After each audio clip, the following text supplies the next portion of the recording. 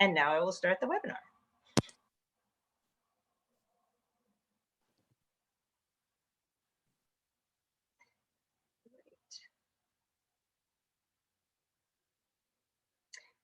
Hello, everyone. I am Jennifer Keller, the programming coordinator at the Westport Library. The Westport Library tonight is pleased to be partnering with Westport Pride to welcome writer Elon Green today. We will start with a few words from Brian McGonigal, who is the founder of Westport Pride. Thank you, Jennifer, and I'm excited to be here tonight and represent Westport Pride. Part of our mission is to educate our community, and so books like Elon's are really a great insight into a period of gay culture that existed, and we're excited to be here tonight and look for more events as we continue. This is kind of the capstone on Pride Month, even though we're in Pride in July, but we look to continue our partnership with the library and look for more events come this fall. So Jennifer, thank you, and I look forward to hearing tonight's speaker. Great, thank you so much, Brian. Check out their website and their social media for more information. Today, Elon Green is here with Hugh Ryan.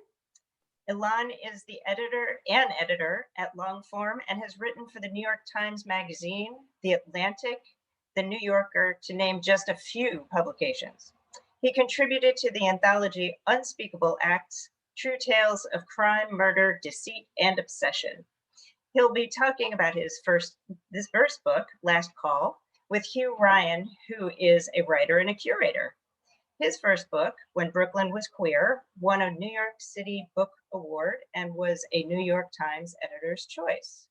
His upcoming book, The Prison on Christopher Street, explores New York City's Women's House of Detention and the queer case for prison abolition. So stay tuned for that as well. If during this program you have any questions for Elon or Hugh, please type them into the Q&A tab and we'll get to as many as we have time for. The webpage for purchasing Last Call will stay live through 10 p.m.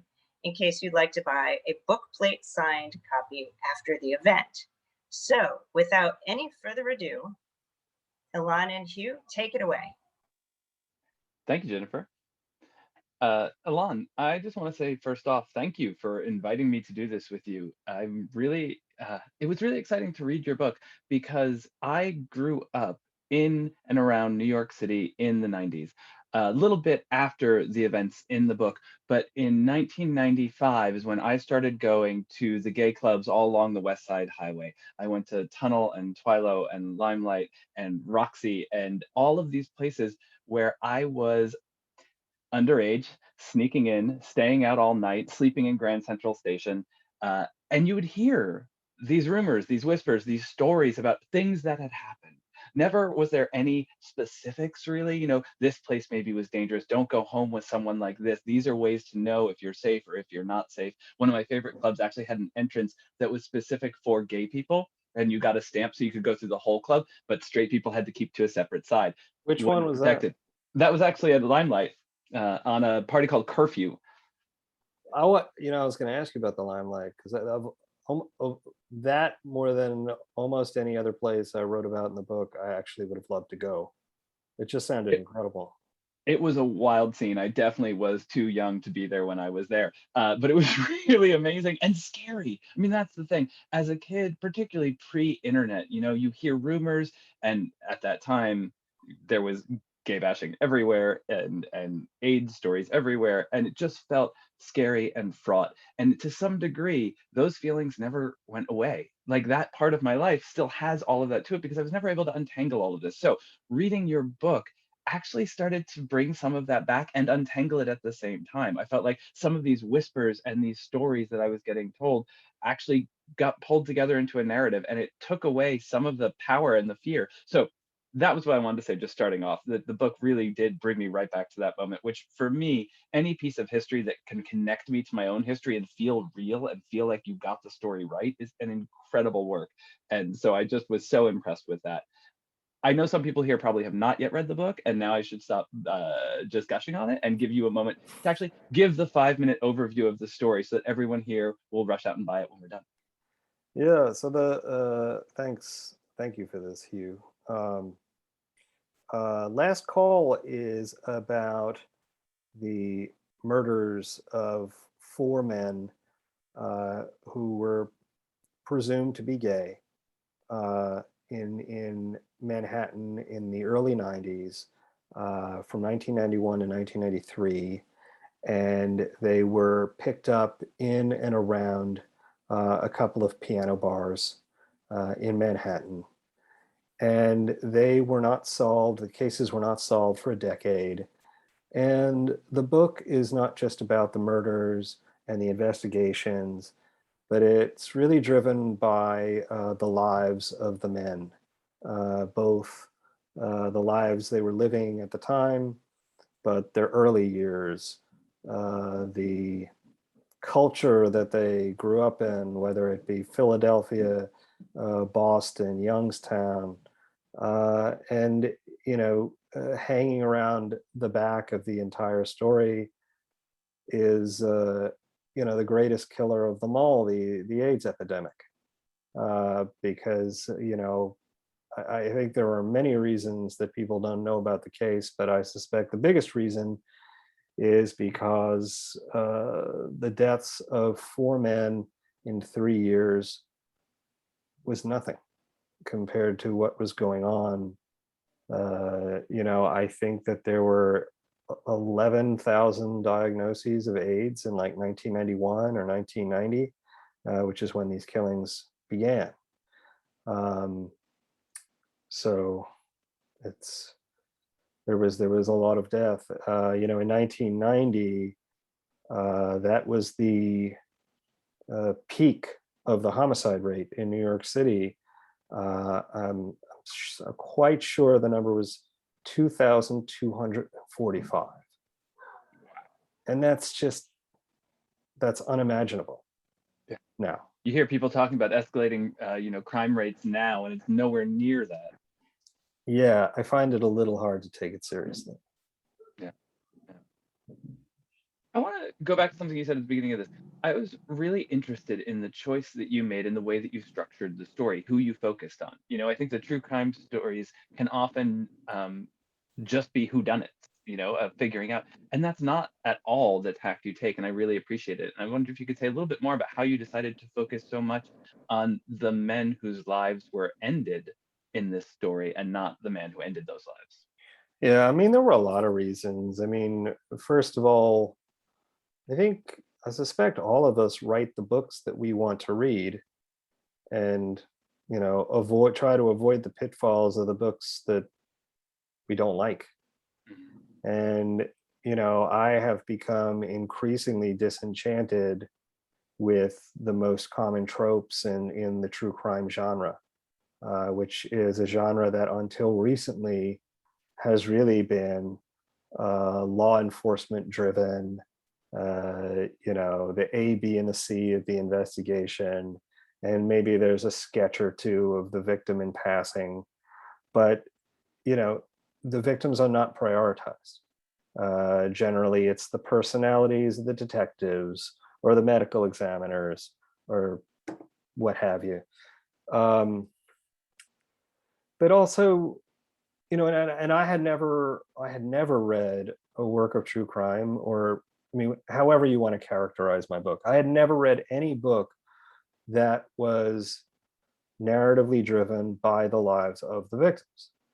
And this was a particularly appealing thing to do in this case because the victims were all so different. They were different socioeconomically. One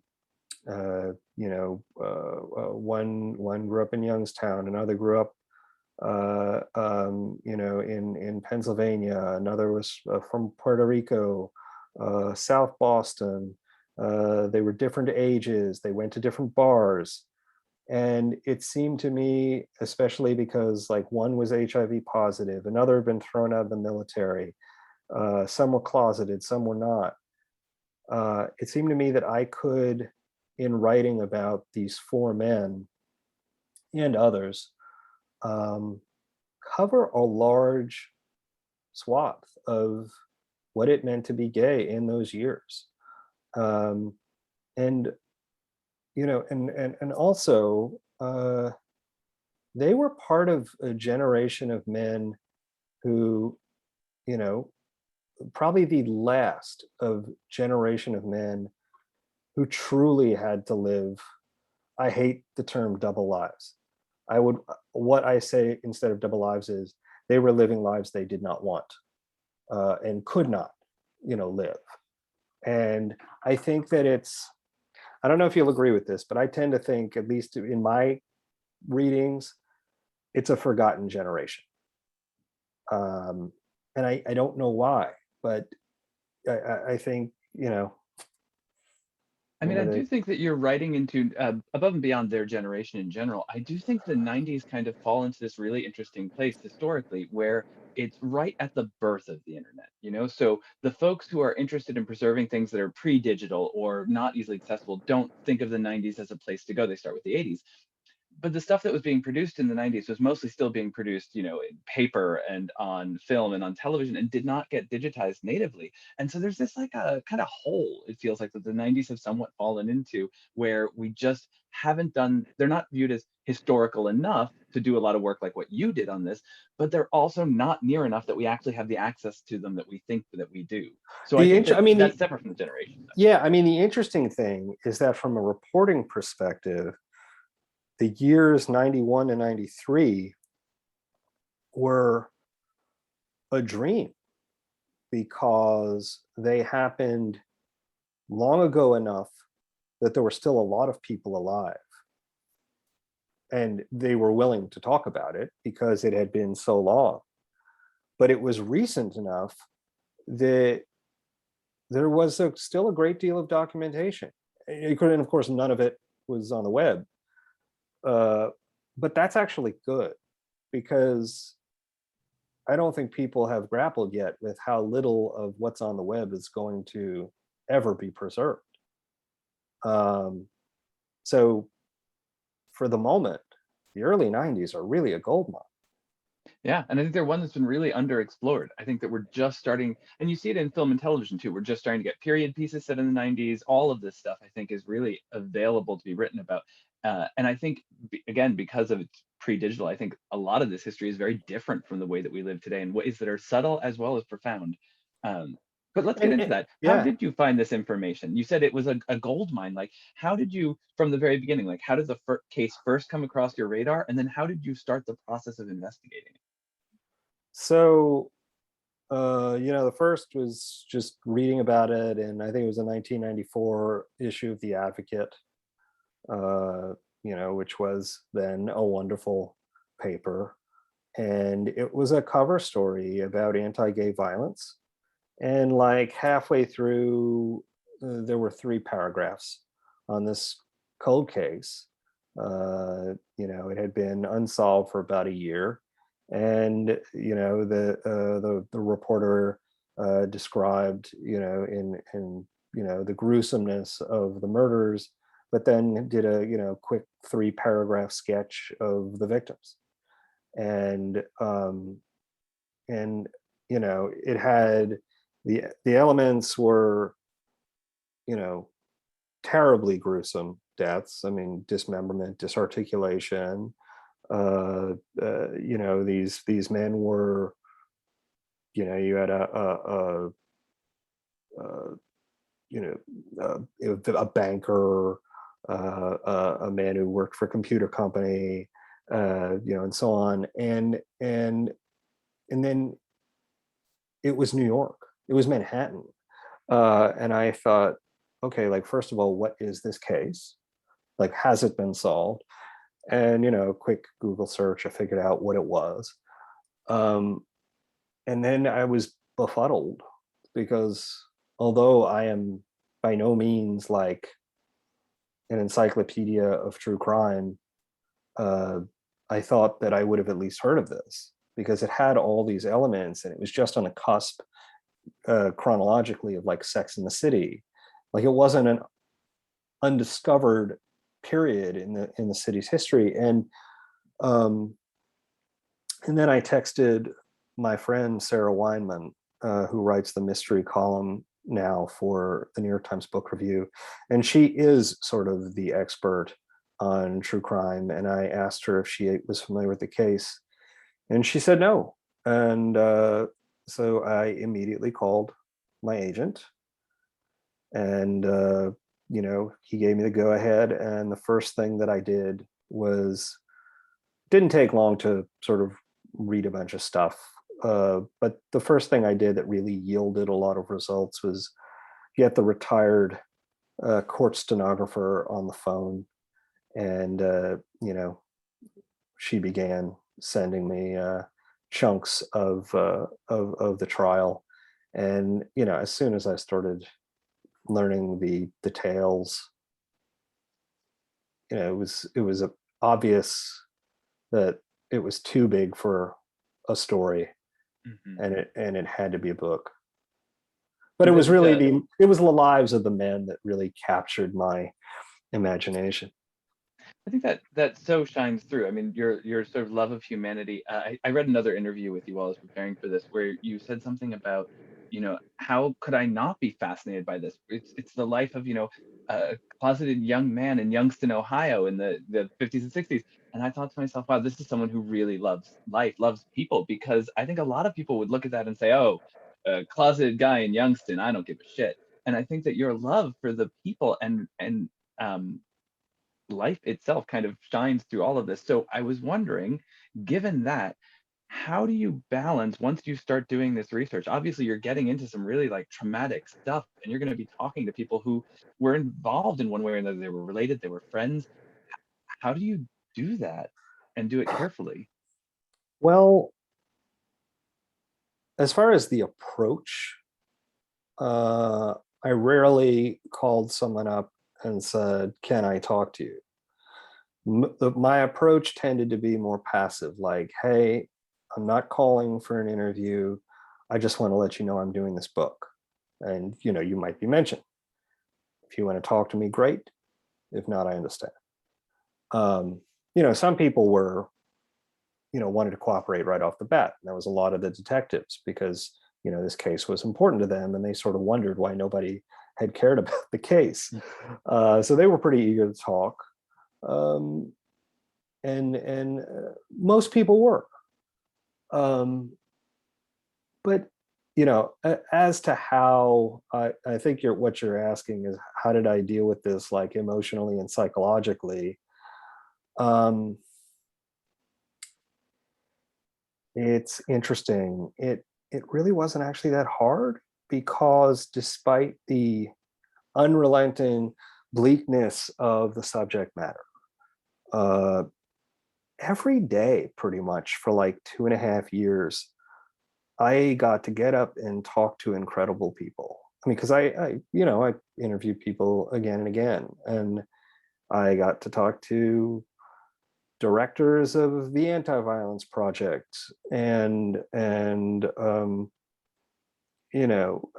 forensics people, activists, family members of the men, people who had gone to high school with them, all manner of really dynamic people.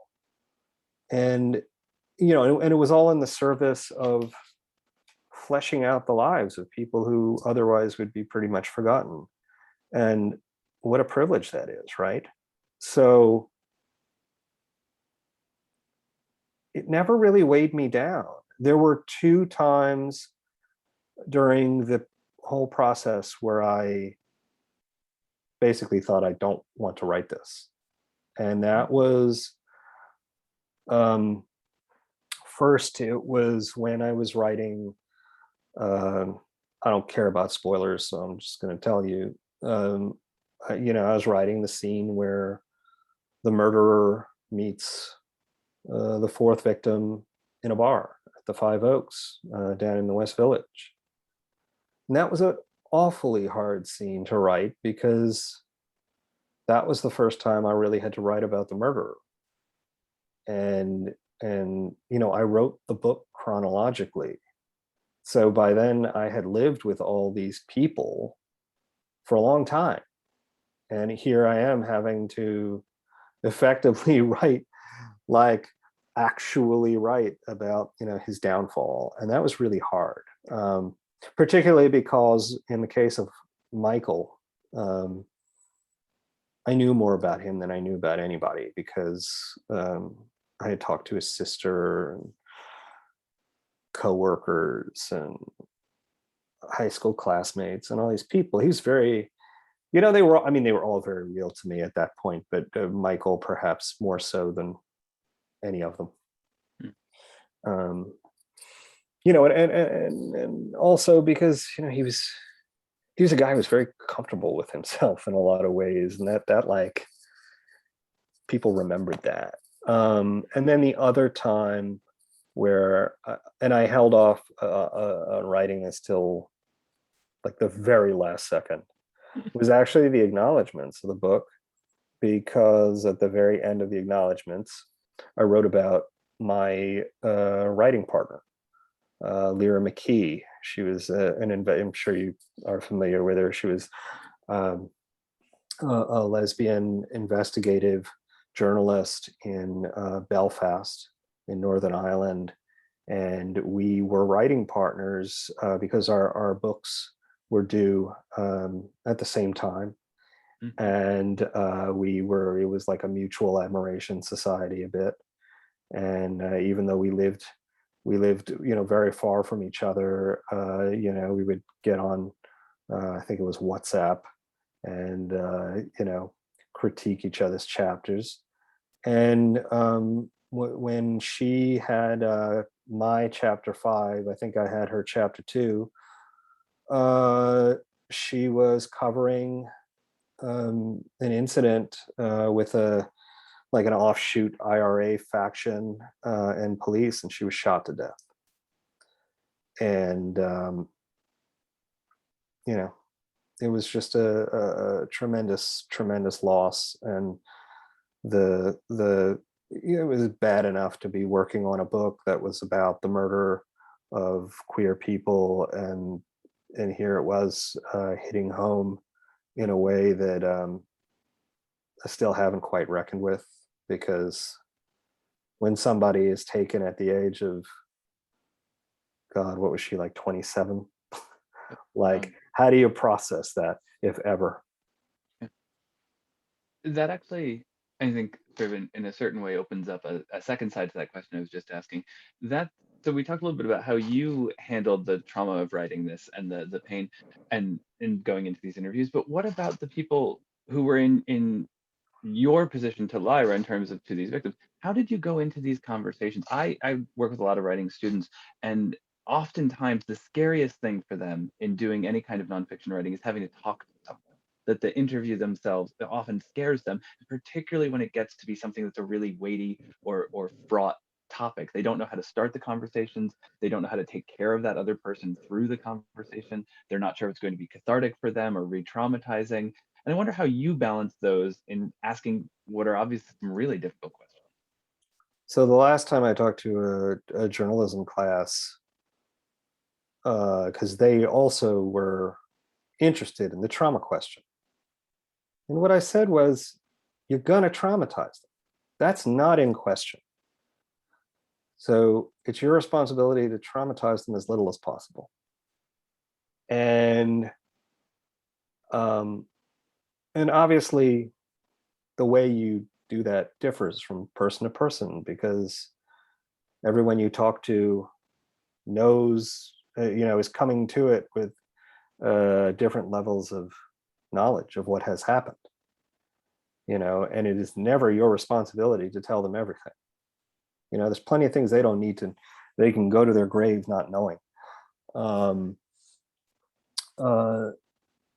It was never scary to talk to anybody, in part because they wanted to talk to me. If they already are agreeing to talk to me, what do I have to be scared of? That's crazy. It's a power imbalance, and I have that power. So there's no reason for me to be scared, Mm-hmm. and I had nothing. You shouldn't even be frightened, because you should only be feeling gratitude that they are talking to you and they are telling you their story. Yeah, I mean, I think that's the thing that I don't know if frightened is the right word. Gratitude, definitely. But I think for me, I often find myself in writing these things feeling very much like I have been given a great gift. And with that comes you know, to misquote Spider-Man, a great responsibility. That we're given the chance to dig into the truth of something, to get more information that no one else will ever have except as it passes through us. And that's actually quite a weighty responsibility. And I It's think a that, massive responsibility, and I thought of it every day, because I was writing, you know, the way it is when you write about history, there's a ticking clock, and especially when you're interviewing people in the 70s, 80s, 90s, whatever, the story you're getting is the story. No one else is getting that story. Or if they and I get can it, only it's, imagine. yeah. And in this case, like I had at least half a dozen sources die on me while I was working on the book. I think Robert Morgenthau died a few months after we talked, or even less. He was the famed district attorney of Manhattan. You know, and then there were people that I talked to that, while they are still alive, they will probably never talk again, like Whitey Bulger's brother. Whitey Bulger was stabbed like a week after we talked. I suspect he'll never pick up the phone. Bill Bulger will probably never pick up the phone again. You know, and then of course, I did one interview with a fraternity brother who had gone to college with the first victim, Peter Anderson, and the man was in the throes of dementia. You know, but he remembered the stuff that I was asking about with great clarity. Oftentimes you're getting people's last gasp. Yeah. In the research I'm doing right now for the book that I'm writing about the women's prison that used to be on Christopher Street in Greenwich Village, I was trying to disentangle the story of this woman who was arrested in the late 50s for prostitution, who had written a memoir. And when I read her memoir, I was like, this woman was a lesbian. Like it's there. It's just not said. And I just was so certain of it. And how was I going to prove this, right? The book came out in 1961 or something like that. And I actually was able to find her ex-girlfriend from the early 1950s. And I tracked her down and she agreed to talk to me. And the very first words she said to me when we got on the phone were, "I have brain cancer. It is metastasized and I am in hospice care. But my mind is still okay. So you've got a while to pump me for information." That's incredible. That's We did incredible. 3 interviews, and then her wife emailed me one day and said she passed in the night, and that was it. That was the time that I had, and I still find myself waking up thinking, "Oh, God, I should have asked more questions. Just anything I could have possibly asked, I should have asked." Yeah, I mean, you know, what you end up doing when you interview people like this. Michael Sakara's sister, after she read the book, called me and said, "You gave him an afterlife," and that's really what it is. You know, people don't know when they're going to go, and sometimes they do, and it's truly a blessing when they're willing to talk. And it's a blessing when someone asks the questions, gives them the opportunity to talk. Yeah, I mean that's a lot of it too. You know, it's a story I'll tell you is, you know, as I say, I started the book, you know, I wrote the book chronologically. So Peter Anderson, who was murdered in 1991, was the first victim I wrote about. And you know, one of the, you know, one of my main sources for sort of reconstructing, you know, the events of his last few days was the trial transcript, because a lot of people testified and talked in great detail about where he had been, pretty much hour by hour. And one of the people who testified was a man named Tony Hoyt, and he had He was an advertising executive, and he had run into Peter at a political fundraiser that night, and the two of them had left the fundraiser. They'd gone to the townhouse bar. Peter had gotten very drunk, so Tony put him into a cab, sent him to the Waldorf Astoria, and Peter, instead of checking into the Waldorf, fatefully decided to. He most likely decided to go back to the townhouse, and somewhere along the way, met, the murderer, Richard Rogers, and was never seen again, and never seen alive again anyway. And during the trial, everybody, before they begin testifying, tells the jury a little bit about themselves, and Tony had identified Peter as an old roommate. So I didn't know any better. It was very early on in the project. I called him and I explained why I was calling, and he told me, he said, Peter and I were roommates in the mid '60s. We lived in Manhattan. There were three of us in a 2-bedroom apartment, and then I said, and he told me, that at a certain point, after a couple of years, he and Peter went their separate ways. And I said, oh, did you attend his wedding in 1970? And he said, no. I said, well, why not? He said, we had a bit of a falling out. I said, what about? And he paused for like 10 seconds. He said, well, I guess we weren't strictly roommates. And I said, oh. And he said, yeah, we had a romance. We had quite a romance.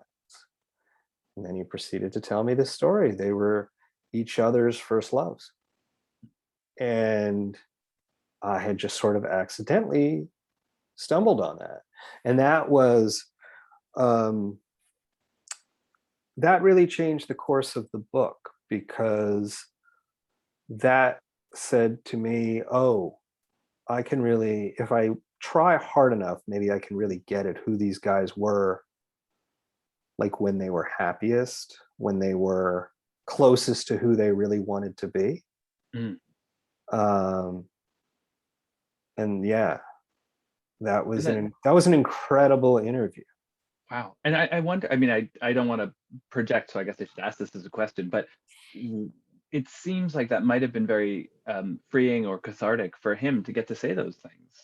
I know that for a fact, because after the book came out and he read it, he said, I'm glad you wrote this, because now I don't have to tell my kids about it. He had never, is so often when I was talking to people for this book, they were telling me things they had never said to anybody ever in their lives, which is one of the reasons why, the less you have said something to somebody, when you are asked about it, that maximizes the trauma, because you're talking about it for the first time, and that's tough. And so that's one of the reasons why, I had to be as careful as I could, because I knew people weren't having these conversations with their spouses or whoever. This is a part of the people's lives that nobody knew about. Yeah, and because of the closet, as you were talking about earlier, and particularly, I mean, this is the most brutal era of the closet in American history, I would say. Post World War II, pre Stonewall, the kind of double life is this really attenuated, awful thing. It's not what it was pre World War II, where they actually might have had two lives. It really was just the worst of the closet that there is. And so there is no true version of these men's stories, or very many stories of them. There are some memoirs that have come out now since, but everything written at the time was not real. The things they probably passed on to most people were not real. And I really love that you chose this Alexander Leon quote, or Leon quote, for the opening. I don't know. I never heard anyone say it aloud. So Yeah, until I went to do it right there, I realized I had no idea. But I just want to share it with everyone watching because I thought it was such a good quote. Queer people don't grow up as ourselves. We grow up playing a version of ourselves that sacrifices authenticity to minimize humiliation and prejudice. The massive task of our adult lives is to unpick which parts of ourselves are truly us and which parts we've created to protect them. And I think that speaks so well, not only to the people you're writing about, but also to the book itself, right? You're unpicking this version of history, of American history, of life in New York City in the 90s that we've been given. And you're giving us something more true, or at least exposing some of the parts that we haven't seen before. well, so the way I thought about it, I mean, the way I thought about it when I was talking to Max Linsky at Long Forum, and sort of had an epiphany while we were talking, and I realized that one of the reasons why I sort of tried to pull off as many layers as I could, of their lives, and try to sort of get to who I sort of felt was their true self, whatever, however you want to take that. I felt like to truly write about somebody, like what matters most is like when they were happiest. Like, what were those circumstances? And obviously this is a judgment made decades later by someone who didn't know them. And it's a guess on my part. But maybe with Peter, it was living in Manhattan with Tony Hoyt, and maybe with Tom, it was working in the supper club during working in the Stork Club during grad school, and with Michael, who knows? I was recently contacted with the man he dated in the early 60s, and they loved each other, and maybe for Michael that was his peak, and I think that just says so much about who they wanted to be. Whether they were in the closet or not. Michael was never in the closet, but that didn't stop him from drinking 12 scotches a night. I think it's interesting because so much of crime fiction and nonfiction revolves around motivation. What did this murderer or this criminal want? And you're reversing it. And it's, what did these people want? What was the moment that was happiest for them? What propelled their lives forward? And I know we're coming sort of to the end of our time, but that's one of the things I really love about this book, and about a little bit about the moment that we're in right now. I feel like true crime is definitely having a resurgence, but it's starting to be a little bit more complicated, a little bit not the same kind of story over and over again. I was going to ask, have you ever seen the TV show The Sinner? No, I never heard of it. It's got a couple of seasons. It's not true crime, but each one focuses on a crime. But you know who the criminal is from like the first episode. It's not about who done it. It's about why. Who is this person? Who was this other person to them? And what are the motivations? What are the human emotions that we are kind of walking through? And I know that you know a lot about kind of the genre, and I'm wondering if you could say a little bit for folks who have read your book already and who loved it, other books that are kind of doing interesting things, you think, in this kind of true crime genre, or focusing away from the gory, killer, salacious details and into something that maybe gets us more at the human experience. Yeah, I mean, my favorites are Killers of the Flower Moon by David Gran, which, I really think any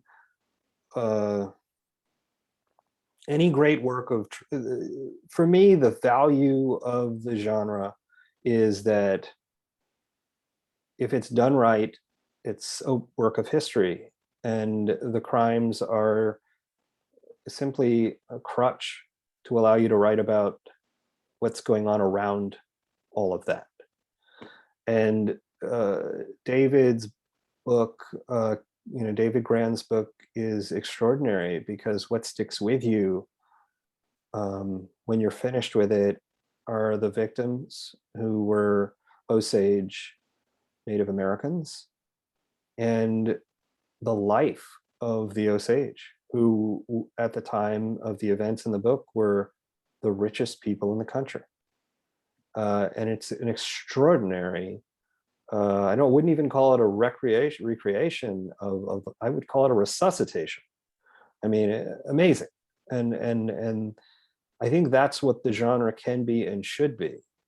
Another touchstone was Robert Coker's Lost Girls. And the beauty of that book is that he wrote with unerring compassion about people that, let's be frank, no one gave a shit about. You know, sex workers were and are on the margins of society. Male sex workers more so. You know, I would say they're on the margins of the margins. Those are two of the big ones. The more recent one is The Third Rainbow Girl by Emma Copley Eisenberg, which is sort of a split kind of memoir in true crime. And she writes with such an immediacy about, you know, events that took place years ago. You know, when she writes about the crimes, it boggles my mind that she wasn't in the room. I think her writing is incredible. I think it's just incredibly vivid. I would say those are the three that really pulled me along, because David's book especially, you know, because, you know, he was writing about events that happened 100 years ago, and you know, he could tell you that you know, during a funeral in 1917 or 1922, whatever it was, at the beginning of the book, there's a detail where he says that the dirt hitting the coffin made a thud. Now, that's not a detail that would be in a newspaper. Nobody would bother writing that. It's not a detail that would be in a diary. And I said to him, where did you get that? Like, how, you know? And he said, I talked to a woman she was a little girl, and she was at that funeral, and she gave me that detail. And I just realized, like, okay, if he can write about events that happened a century ago, I have absolutely no excuse not to try to render events from 30 years ago with at least half as much, you know, life. Which is not to say that, you know, this book wasn't a considerable challenge. I mean, it was, but, you know, the possibilities were there. Yeah, I mean, I will say, as someone who has, you know, written some history of my own, it's a challenge no matter what. I mean, bringing a past moment back to life in a way that feels specific and yet relatable, no matter how long ago it was, I think is a real challenge. And you do it so beautifully in this book, and do it without letting it become gratuitous or gory or focused on, even for something that is so hard, on the worst part, you know? And I think that that's a real, it's an easy thing to do, I think, in a lot of books that have a moment that could go to gore, to really hone in on that, to get the cheap thrill, and you don't do that.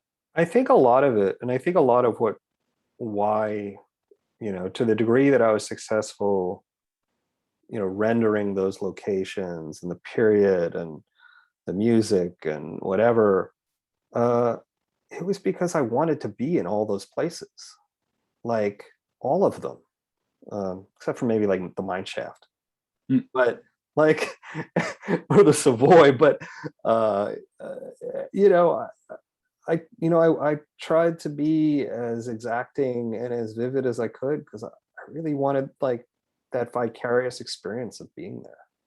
Like, it breaks my heart that I can't go to the Five Oaks.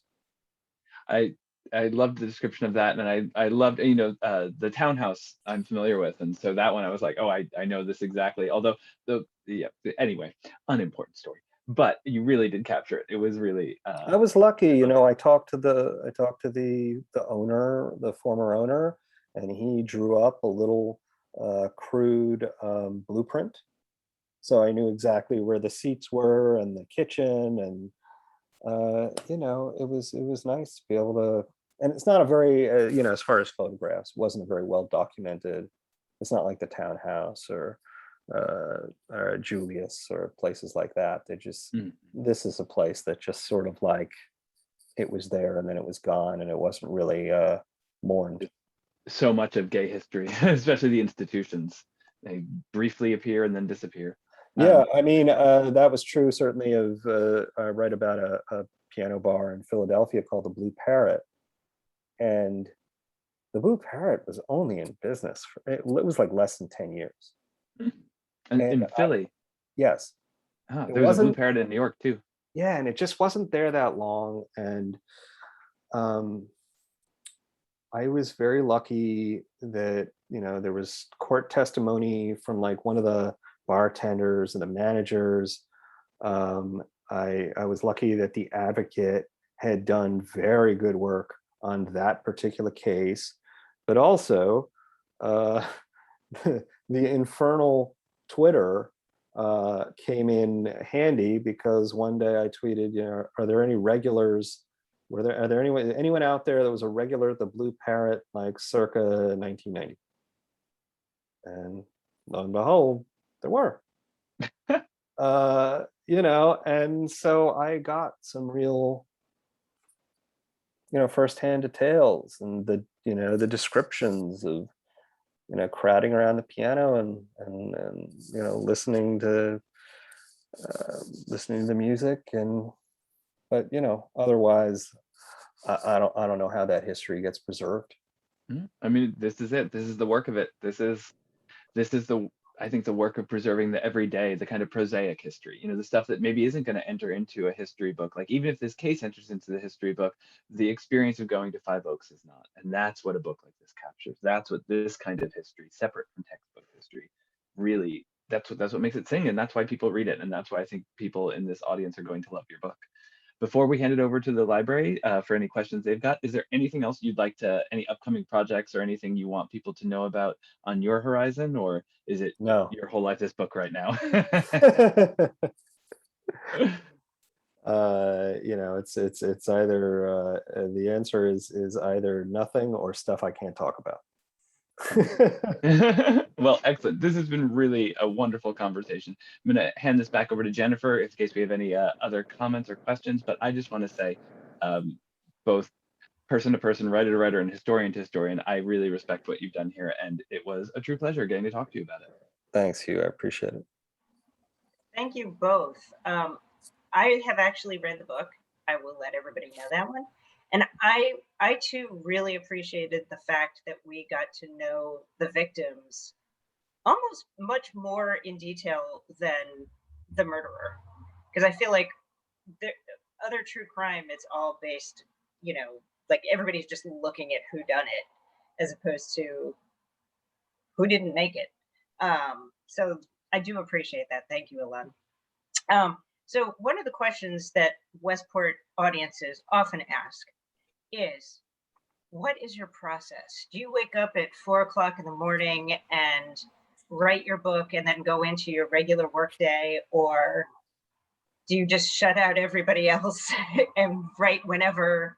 I don't have any process at all, because unless you know, when you're dealing with nonfiction, unless you have the material, you can't write. And because I was writing the book chronologically, you know, I remember getting to a point in the book where I decided I needed like a paragraph description of what a typesetter did at the New York Law Journal in 1992 or 93, but I didn't know. So for a couple of days, I looked for an expert on typesetting and found this guy who had consulted on The Post, that Spielberg movie. And he spent a couple of hours walking me through the life of a typesetter at the New York Law Journal, like specifically. And, you know, and then I wrote that paragraph and then I kept going. But like, to the extent that there's a process, it's just a grind. It's not like, oh, I woke up at 8, had coffee, put on my suit, it's not like a Gay Talese thing where it's not that regimented. Mm. I And do love all those things though that you end up after writing a book having way too much knowledge about because you needed a day's worth of interviewing to write one sentence, and so for the rest of your life you're like, I can break out so many details about typesetting. No, I mean, that's absolutely the way it is. I mean, I know more about the gay panic defense than is probably healthy. And so in all of this research for this book, is there something that you didn't put into the book that you think, I'm going to use this somewhere else, or I wish I could use it someplace else? Well, it's definitely the latter. In the proposal, I'd written a lot on the rise and fall of a publication I'm sure you've heard of, Hugh, HX. HX stood for Homo Extra, and it was a bar rag founded, I want to say it was 91. It was founded like the week that Splash opened, and Splash was sort of like the iconic gay club. The guys in the showers. Yeah. And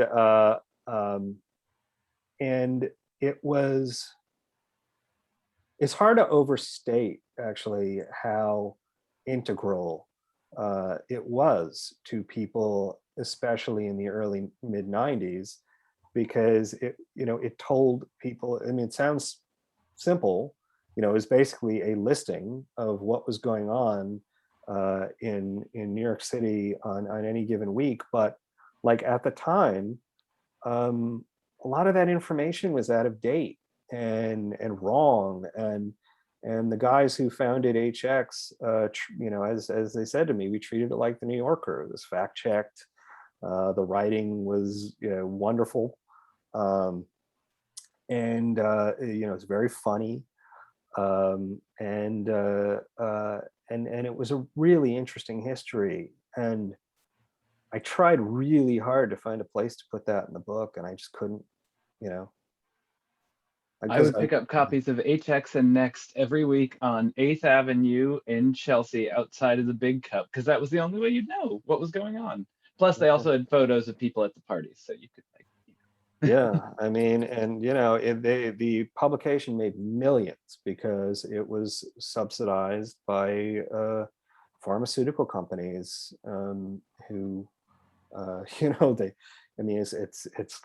it's very mercenary. And one of the reasons that HX went out of business, the internet was only the half of it. The other half of it was AZT, the cocktail. And once the cocktail came around, pharmaceutical companies didn't give a shit about the people who read HX. They had no use for them anymore. Wow. Okay, well, I just want to thank you, Elon, and Hugh, for a really wonderful conversation this evening. For those of you watching from home, if you haven't read this book, please either purchase it online through our website or wherever you purchase your books. I'll allow that. Or take it out from the library. You can definitely purchase a copy of Last Call, A True Story of Love, Lust, and Murder in Queer New York through 10 p.m. tonight, and you will get a signed book plate from Elon for your book. And remember to watch the westportlibrary.org for future and other recorded events. And I want to thank also Brian McGonigal from Westport Pride for coming this evening and for partnering with us on this fabulous event. So thank you so much for bringing this story to us, Elon. Thank you. All right. Good night, everybody. have a great night. Take care.